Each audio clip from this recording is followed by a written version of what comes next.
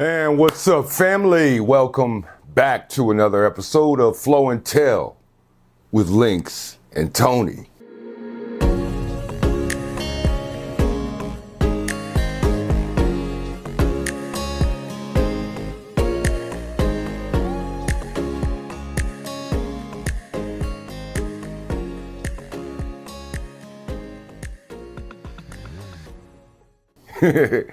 Hope everybody's doing great. We thought for this one, as a follow-up to what the last one was, which was talking about home, and we talked about, home is where that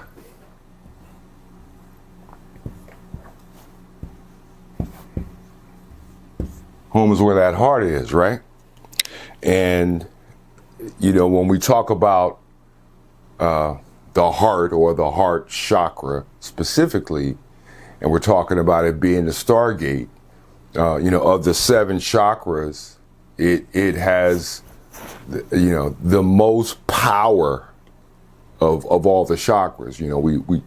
We know the crown is what connects us to the higher, and of course the root, the lowest chakra, connects us to the earth.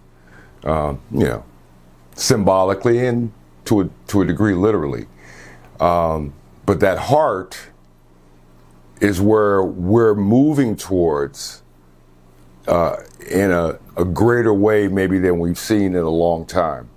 For thousands of years now, we've been moving predominantly in a head-based situation where, the great emphasis is on, strategy and gamesmanship and, one-upsmanship and, how clever and, because humans can be very clever. And obviously the most powerful instrument on this earth is actually the brain, the human body. All the technology that we have, all this, the big thing now is AI and what have you. All of that stuff is machinery that mimics what the body can do, what the mind can do. Yeah, a computer can calculate, far beyond what your human brain might be able to. But let's keep it in perspective and let's balance things out. Does a computer, a laptop or whatever, does the computer have feelings? Can the computer dream? Right? Can the computer sense and pick up the joy of looking at a 1-month-old baby? The wonder of that? Can the computer perceive that? Does the computer have, quote unquote, extrasensory perception? Like with your third eye, right? Can it see behind the veil? Can it intuit? We go to these great lengths to a certain degree, to deify what the brain or intelligence can do. But one thing that it can do is it cannot replace what the heart can do. You could say they have to work together, right? The heart or where I'm going to say that the heart is more representative of your soul's blueprint, your soul's mission, than the head. Because the head is susceptible to programming, right? That's what it is, right? As a baby, you come in and you're going to get programmed by your parents, by your family, by your relatives, by, so on and so forth. That's this computer. But this here, I'm going to say, is what connects you to what many would consider to be your cosmic destiny, right? Your soul mission. Most of us, we don't, many people come into this world and go out never discovering what their soul's mission was, shall we say, or is. And, you'll get another shot because the soul, again, is part of the most high. It's eternal. So the idea that you have this one life, for 60, 70, 80 years or whatever, and that's it, it's laughable, frankly. But that's a different conversation, that goes into reincarnation and all that stuff that, it can be contentious, but it doesn't really have to be because, again, we're perceiving the world and life through our own lens. It doesn't really matter what another person, how they see it. They may see it differently, and that's fine, right? But you have the right to see it the way you see it as well, as long as we're not abridging each other's rights, as long as we're not committing errors against each other consciously, to each his own, to a certain degree, right? But what we're all, or I should say many of us, have perceived is that we're moving from the head where, everything was about strategy and, manipulation. We're going to move into this age of Aquarius, which is going to be a more heart-based way of manifestation. And the reason why I say that is that we know, okay, we have the four elements and we have the, four natures of man, the four elements, right? We have down here at the bottom, we have earth. Then we have water, we have air, and we have fire, right? Those are the four elements. Well, there's a fifth, ether, but we won't go into that. And historically, the way it's kind of split off is earth and water is considered feminine.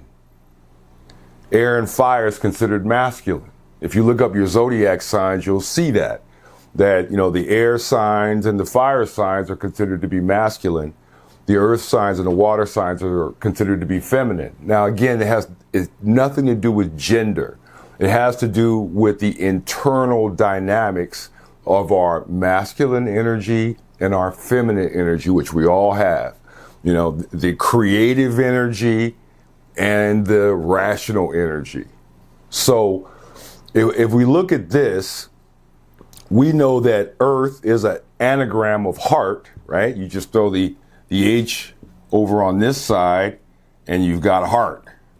So that's where we live on the earth, right? We live, or we should live, out of our heart. Let's cut that off there. Now the head, we think of thoughts, that would be air. So Aquarius, which is considered to be an air sign, right? So you think of it as a sign of pioneering, of technology, thoughts, thinking.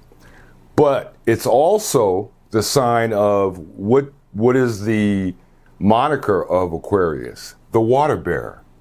It has an urn that is pouring down. So that urn, that water, we're going to say that it's more divine water or divine wine, but that is going to baptize us in the new spirit of the age, quote unquote. That water or wine, the water gets changed to wine in the urn when you get touched by the spirit.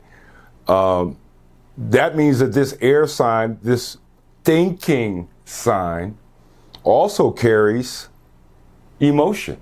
We know water is symbolic, the ocean is symbolic of emotion. The moon, we think of as feminine, and we know that the moon has an effect, a gravitational effect on the oceans, right? So here's a sign that is saying, yeah, I'm an earth sign. I'm about the mind. I'm about thinking, but I carry a boon, right?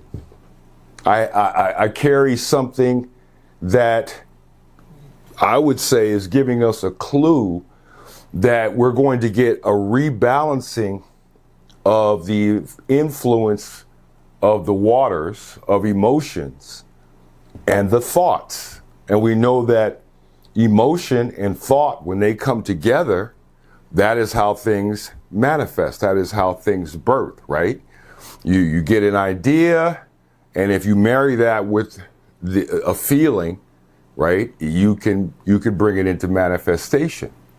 So this sign, I believe, is going to, or I should say this age, this 2,000-year age, is going to bring in, or I should say reintroduce the feminine in a much more constructive way than it was in the last at least 2,000 years, during the age of Pisces, where the woman became, the divine mother became the Holy Spirit, right? The woman was largely written out at a certain point in the development of mythologies and religions, when prior to that, the woman was revered. She was the mother. She gave birth. This was the creatrix, right?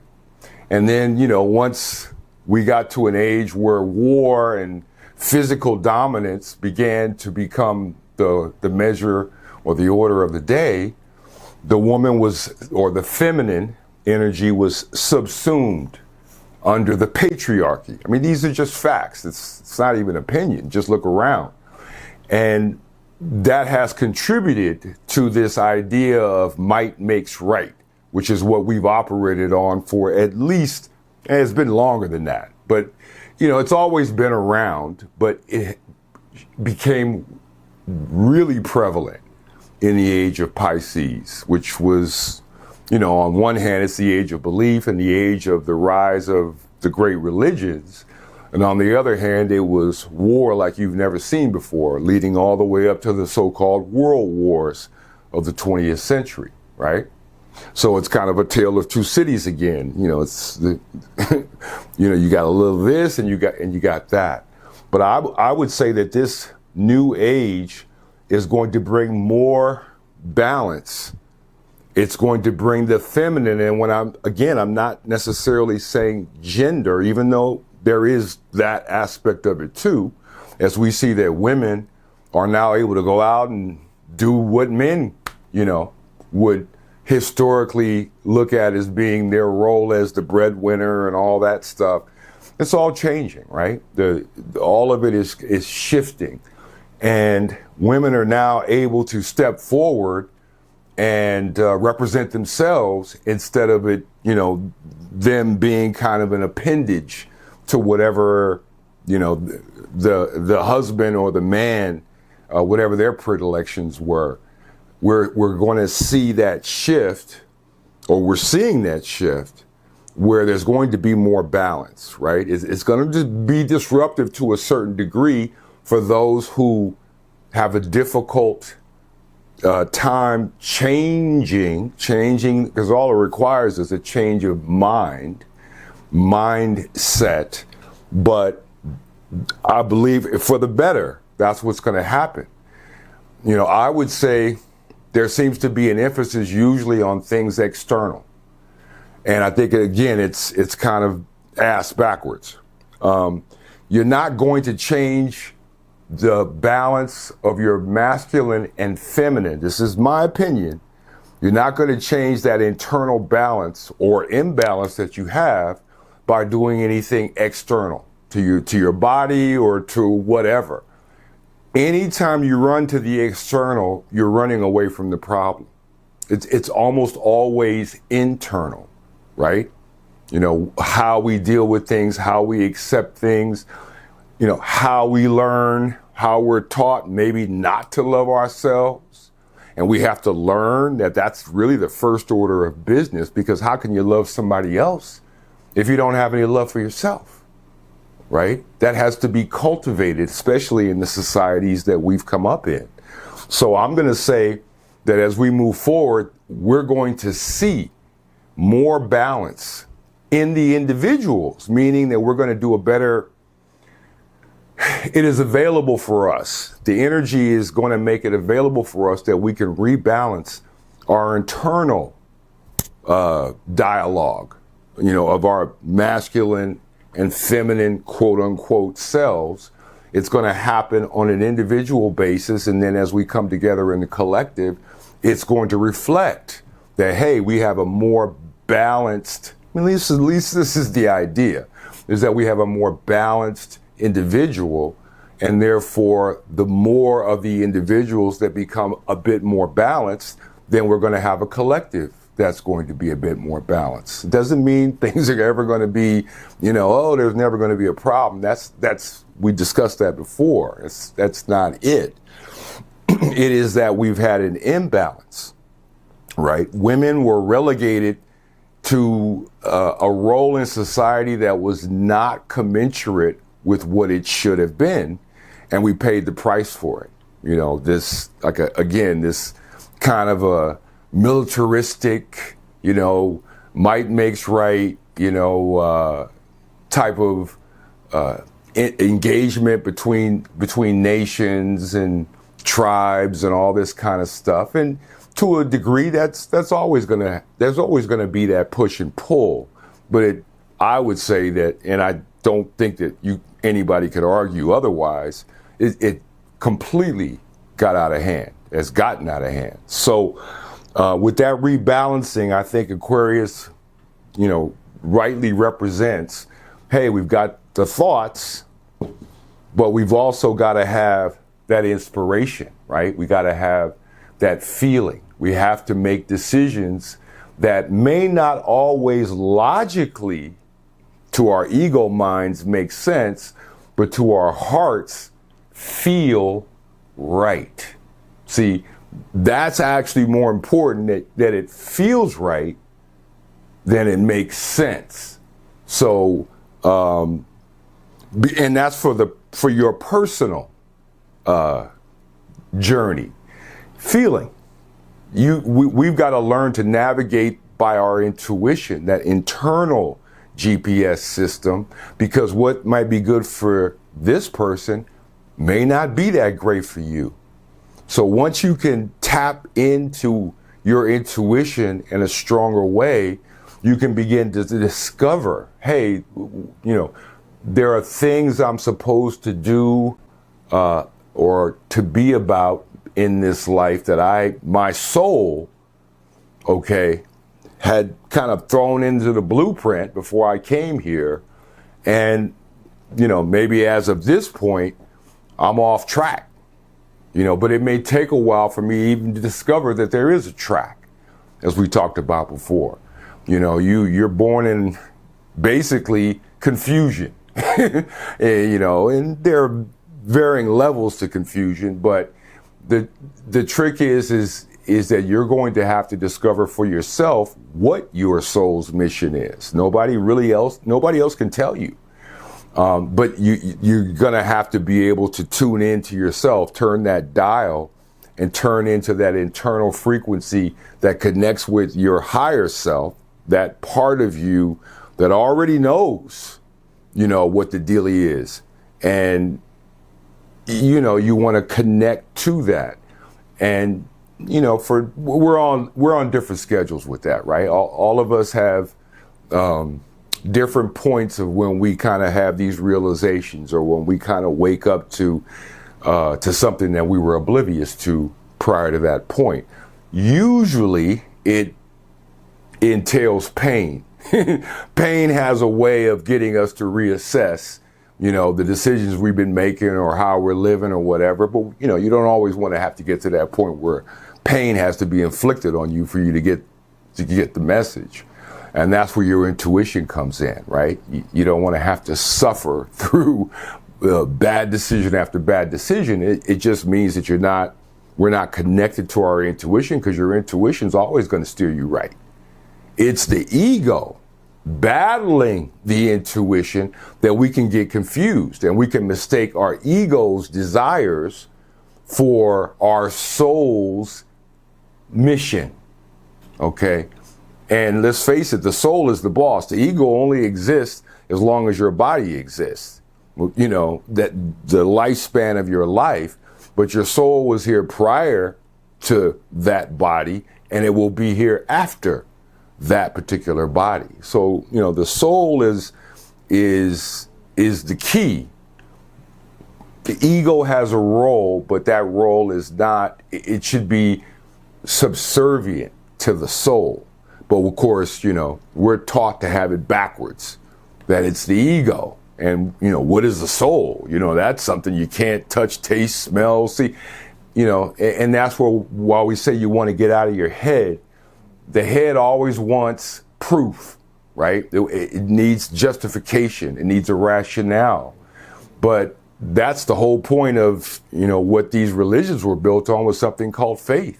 Things that you can't see, but you know must be there, or we wouldn't be here, right? That's what it's all about. Now, the fact that those systems could, just like anything else, get corrupted or abused, you know, that's kind of like everything in duality, right? There are good, quote unquote, teachers and bad teachers. You know, there are good doctors and bad doctors. There are good musicians and not so good musicians, right? There's two sides to everything. So we're not going to, you know, categorize one group as being any, you know, worse than the other. But it just goes to show you that if we're not balanced as individuals, then the capacity for the collective to do egregious harm to the civilization is huge when we have people, many of us, walking around unconscious and just kind of being led by the nose by somebody supposedly that knows better than you. Well, I would say that that's incorrect. Your intuition is your guide, right? And your higher self, or God, or Allah, or Jehovah, or Ra, you know, or whatever you want to call it, you know, doesn't matter. The reality is, who ultimately are you here to serve? Your higher self, that within you, or somebody else's mission or somebody else's agenda? Are you just going to be a cog in that machine? Or are you going to be, at least a large degree, self-determining? Yes, you're part of a collective, you're part of a nation, you're part of different groups. Like we talked about, you wear different hats. But that doesn't mean that just because you wear all these different hats, that you absolve yourself of the responsibility of seeing and tending to the needs of your soul. You know, for those who, you know, that don't believe in the soul, then, you know, then this conversation isn't for you. But many of us understand, or are beginning to understand, that this life is a lot more complex than what we had thought when we were first coming up, right? The whole dichotomy of the ego and the soul, and, you know, the competitive pressures that society places on us, the pressures to conform, or the pressures to, you know, fit into, you know, a circle into a square box, and all that stuff. It's not all bad. That's not what I'm saying. What I'm saying is that you have the most important role in the outcome of your life. Not the government, not the church, not the school, not even your family, not even your children, not even your spouse. Because they got to do the same thing, right? You got to take care of home. If I take care of home, but you don't take care of home, then what kind of home are we going to have? It's going to be fractured. So again, it's not about perfection. It's about progress. It's about being conscious that, you know what? We have way more say in how we perceive this life and how we move through this life than what we may have once thought. Now we know, baby. It's all about, bringing together the opposites, right? Balancing them and understanding that it's not just about thinking, it's also about feeling. And the problem, of course, with the feeling is that those of us who have had emotional wounds, if those don't get cleared up, then you're stuck up in your head only, right? You don't have a heart space happening.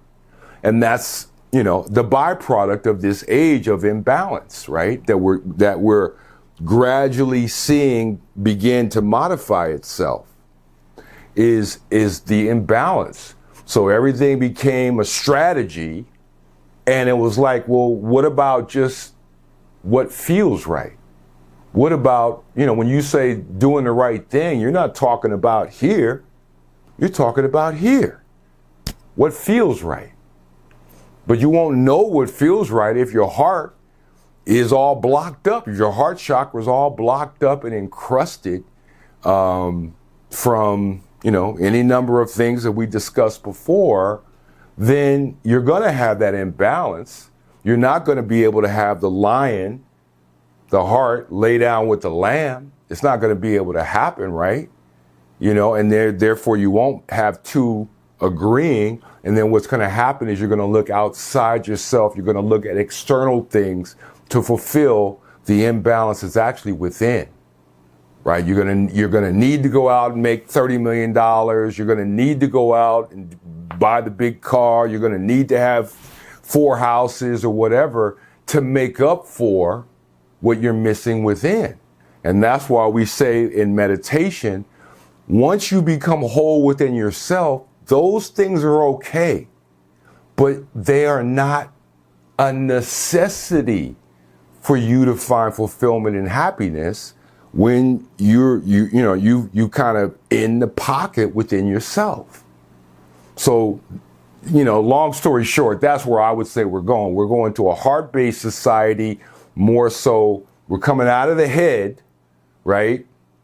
And Aquarius is going to pour that water from the urn, and we're going to begin to open up our heart spaces.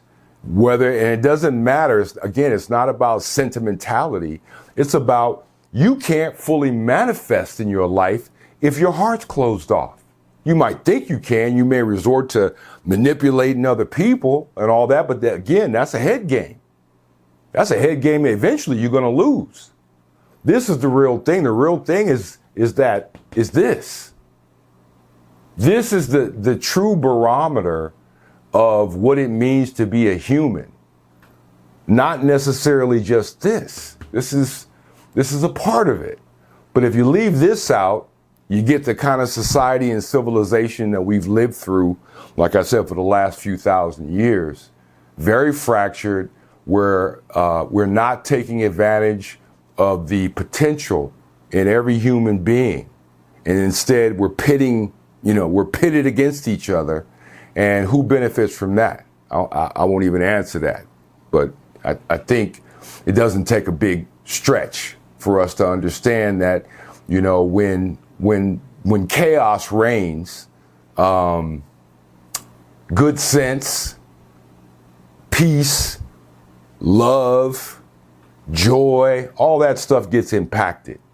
So again, it's not about leaving thought behind. It's about balancing that out with feeling and learning how to face what's in there, what's within us, so that we can free up that heart chakra so that we can be a full human, quote unquote, and not just operating out of, predominantly out of one facet, but balancing these out. So anyway, I think on those terms, oh yeah, man, I just realized, I think this will be our 100th video. Anyway, you know what, Tony, come on up, man. I think what we'll do is we take this on out, talking about the heart and this, change in energy. We're going to have T come up here and lay down like a little groove, and he'll take us all the way on out of this episode. And once again, we're grateful for you spending some of your time with us, and we'll see you at the next one. Take it away, T.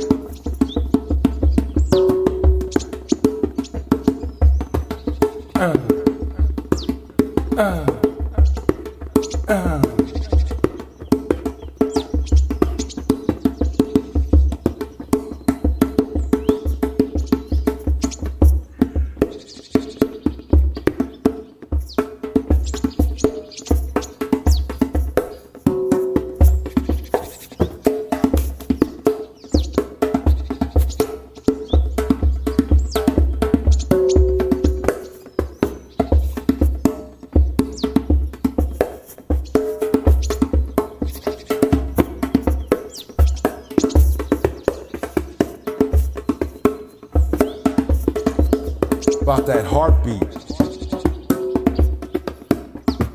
Heartbeat. About that heartbeat. About that heartbeat. Hear it pumping. About that heartbeat. Hear it pumping. About that heartbeat.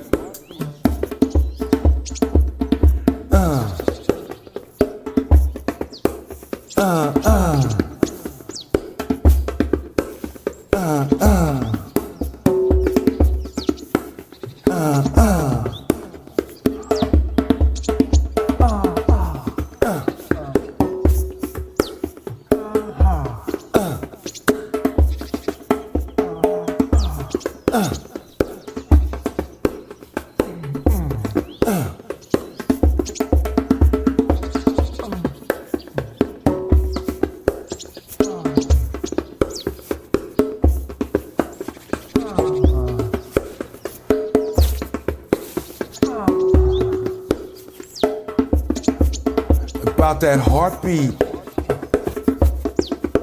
About that heartbeat. About your heartbeat. Get that heartbeat. Get it pumping. You feel it pumping. You feel it thumping. Ain't it something? You got that heartbeat. You hear your heartbeat. You hear your heartbeat. Yeah, yeah.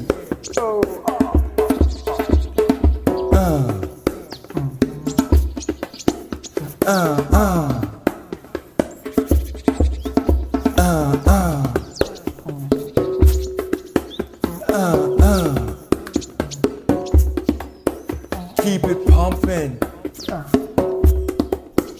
Ain't it something? Keep it pumping. Keep it bumping. Ain't it something?